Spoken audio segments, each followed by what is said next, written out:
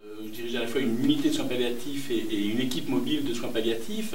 Et même si, bien évidemment, ces fameux sondages ne sont pas l'alpha et l'oméga de la décision politique et sociétale, le constat qu'on fait tous les jours, c'est que oui, bien sûr, d'abord le grand public, mais moi, les gens que je vois, c'est des patients et des familles, donc qui émanent évidemment du grand public, mais globalement, et les patients et les familles ne connaissent pas leurs droits qui leur ont été conférés par cette loi de 99 qui confère le droit à tout patient qui le requiert des soins palliatifs, par la loi de mars 2002 sur les droits des patients qui confère également un certain nombre de droits, le fait de pouvoir refuser tout traitement, de refuser un traitement qui va être transformé dans la loi d'avril 2005 en droit de refuser tout traitement, le fait qu'il existe une loi en France qui interdit l'acharnement thérapeutique est quelque chose que non seulement le grand public ne connaît pas, mais même que les patients qui sont directement concernés, qui sont victimes d'acharnement thérapeutique, ne savent pas qu'ils ont aujourd'hui des moyens qui leur sont conférés par la loi, qui est là pour défendre les plus faibles,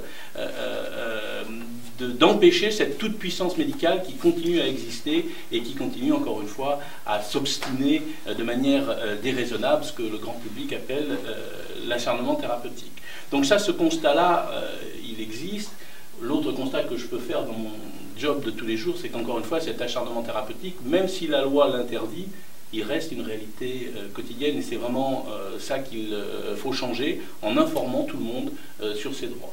Quand nous, on informe, lorsque le patient arrive dans l'unité, quand on informe le patient et la famille sur, voilà, il y a cette loi, il faut que vous nous disiez que vous ne voulez pas d'acharnement thérapeutique, il faut que vous nous disiez ce que vous souhaitez, ce que vous ne souhaitez pas. Quand simplement on leur apprend leurs droits, et bien de seul coup, ils sont extrêmement soulagés, mais soulagés même à tous les sens du terme, puisque la souffrance physique, souvent, s'appuie sur la souffrance psychique, la peur d'être victime d'acharnement thérapeutique.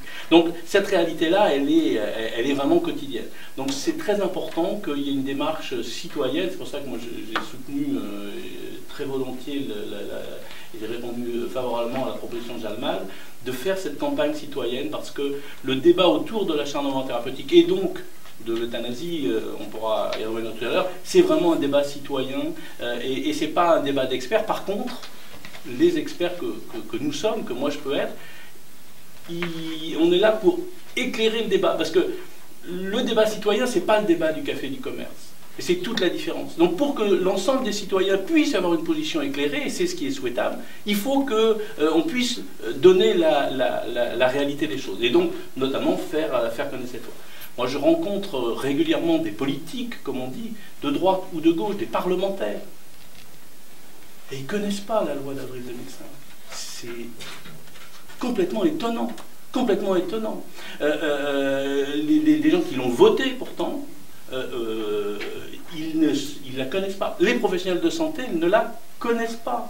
Il y a une très grande majorité de professionnels de santé qui ont de vagues notions, qui savent qu'il y a une loi, etc. Mais concrètement, quand on leur demande une application précise, on ne peut pas connaître la loi à moitié ou aux trois quarts, on la connaît en entier ou pas. Et surtout, on l'applique en entier ou pas. Eh bien, la réalité, elle est tout à fait terrible. Les personnes de confiance, souvent les gens ne comprennent pas, les médecins ne comprennent pas vraiment comment ça marche.